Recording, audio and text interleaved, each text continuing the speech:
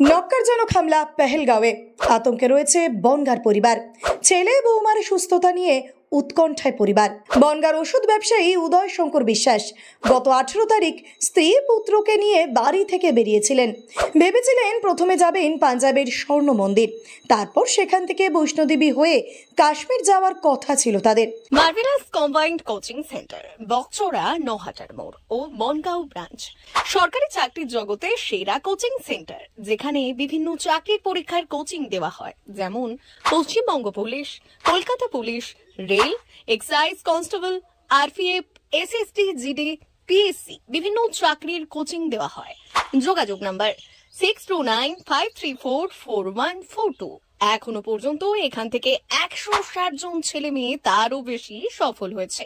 Teacher Prabhas Ghosh. স্বর্ণ মন্দির দেখে কাশ্মীর পৌঁছাতেই পড়েন মহাবিপদে। জীবন সংশয় হয়ে দাঁড়ায় তাদের। আচমকাই পেহেলগাঁওতে জঙ্গি হামলার ঘটনায় আটকে পড়েন তারাও। জঙ্গি হামলা হচ্ছে এটি শুনতে পাচ্ছি, এখন পুরোটা তো অত বুঝতে পারছি না, অত খবরটা ঠিক দেখা হয়ে ওঠে না। একটু ফোন তুলতে যেটুকু শুনতে পাই সেটুকুই শুনলাম। যতটা মানুষ থাকতে পারে একটা এরকম শুনলে কেমন লাগে বলো?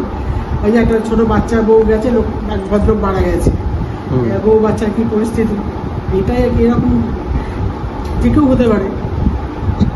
একদিকে গোটা দেশ যখন কাশ্মীরের এই নক্কারজনক ঘটনার নিন্দায় সরব হয়েছে, তখন অন্যদিকে নিজের ছেলে বৌমা এবং নাতি কেমন আছে তা নিয়ে সংশয় রয়েছে বনগাঁর বিশ্বাস পরিবার।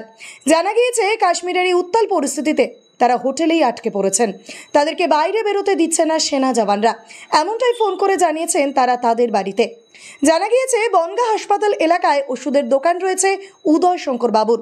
গত 18 এপ্রিল স্ত্রী শিলা বিশ্বাস এবং ছেলে বিশ্বপ্রতাপ বিশ্বাসকে নিয়ে ঘুরতে গিয়েছিলেন তিনি।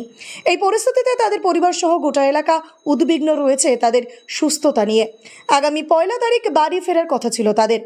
আদতে তারা কবে ফিরবেন, সুস্থভাবে ফিরতে পারবেন কিনা তা নিয়ে চিন্তায় কাটছে তাদের পরিবারের দিন।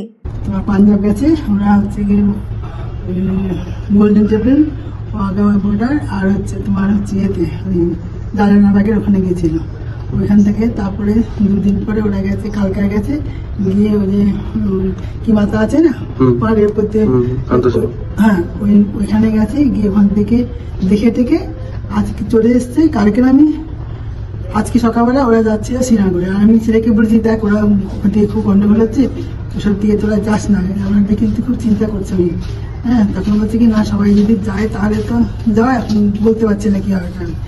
আজকে সকালবেলা ভোরবেলা বেরিয়েছিল শ্রীনগরে যাওয়ার জন্য, কিন্তু ওরা যেতে পারেনি।